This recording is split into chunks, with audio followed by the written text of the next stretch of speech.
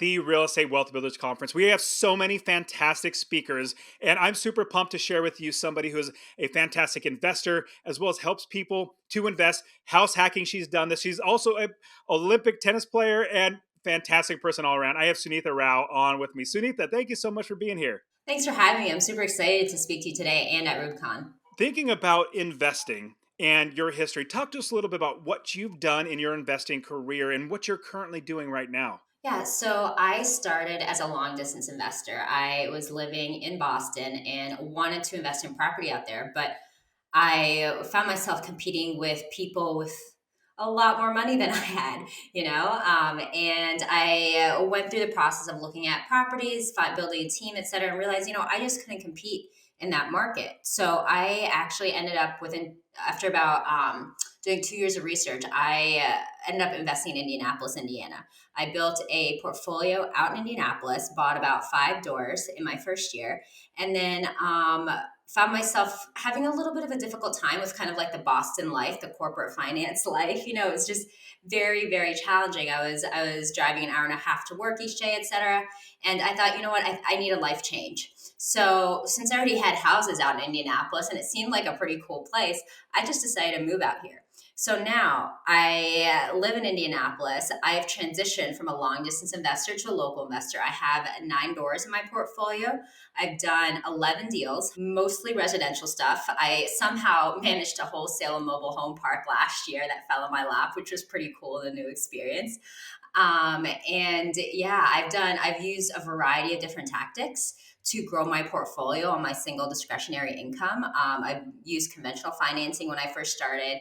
Then when I moved out here, I discovered owner occupant financing. And so that allowed me to kind of house hack, get into homes with lower down payments and fix them up. I had to live in these homes for a year and then move on to the next one and get the home that I was in rented out. So I did that. And at this point, about almost 3.5 years in, almost 4 years in. Yeah. I have 9 doors. I live in one, 7 are long-term rentals. One's a short-term rental. And I'm currently working on expanding my short-term rental portfolio, converting some of my long-term units into short-term rentals as the leases come up and as the location suits that business model. And I'm also working on getting into flipping. I am working on my first off-market contract in negotiations with the seller. So fingers crossed I can make that happen. Yeah, I love it. So, with the Real Estate Wealth Builders Conference, what we do is we're all investors. And that's the great thing about all the 27 speakers. Like, we're literally investors. We're literally doing all this investing right now. We're experts in what we do. And now we're here to share it with everybody else. So, talk to us a little about what you're going to be sharing on at RubeCon. So I'm going to be talking about the approach that I took that allowed me to start investing, which is long distance investing. I'm going to talk about kind of like the overall journey, the personal inventory, the questions you really need to ask yourself when you start investing, the micro analysis and the macro analysis. Out of all of the cities in the US, how do you choose one to invest in? What is the right fit for you? What kind of questions do you have to ask yourself to figure that out? The micro analysis, when you figure out which city you want to invest in, what part of the city, because that can be just as influential on your outcome as the holistic city of yourself. And lastly, and almost just as importantly, probably more importantly, actually, is building the team. So, how do you build a team? What kinds of things did I look for that have really served me well over the last 4 years? What I've learned, and the things that you go through when you have to build out that support network, because it's even more important to build a strong network when you are investing long distance, because you can't be there on the ground to problem solve, troubleshoot, etc. So I'll be talking about those, that kind of journey, as well as the benefits of long distance investing. Why would one do it? If you have money and you're out in Seattle, why on earth would you invest in what some would call a flyover state? And then I've talked to a lot of being a long distance investor and having networked almost entirely with long distance investors for the first several years of my investing journey. I want to share some of the drawbacks and challenges that I've seen, especially as they relate to mindset, because I think that is one of the biggest hurdles. I see different obstacles as it relates to how people think about the problems that they will encounter. And you'll encounter these problems whether you're long distance investing or local investing, you know? So, what to think about, what kind of perspectives to put in play in order to help yourself be as successful and as mentally healthy and last in this journey for as long as you can.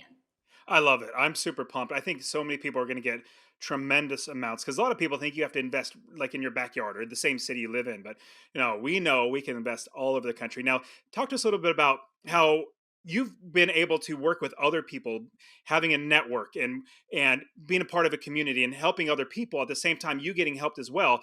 Talk to us a little bit about how you see that networking and working with other people has dramatically helped you in your business. With my background, I played tennis professionally. I was in corporate finance for 6 years. I worked in multiple industries: mortgage data, defense, biopharma. Like across all of my experiences, there's no area in which I have seen your network as dramatically impact your business and your net worth than in real estate.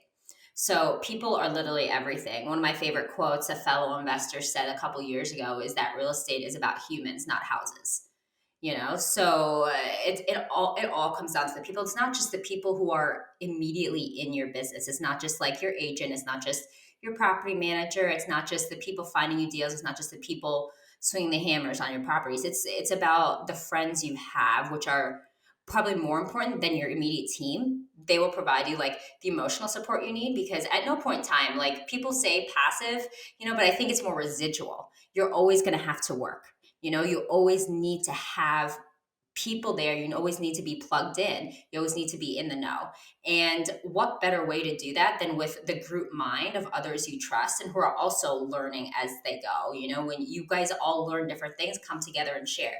You guys all find different people who work for you, different contractors, etc. Come together and share. Suddenly, that crisis at 1 in the morning when there's a pipe burst and it's winter is not as much of a crisis when someone you're close to and you trust says, "Hey, I have this great plumber." He'll respond to you right away, versus then the other option would be to cold call 72 companies and see who will take it and hope someone doesn't like run away with your money, kind of a thing.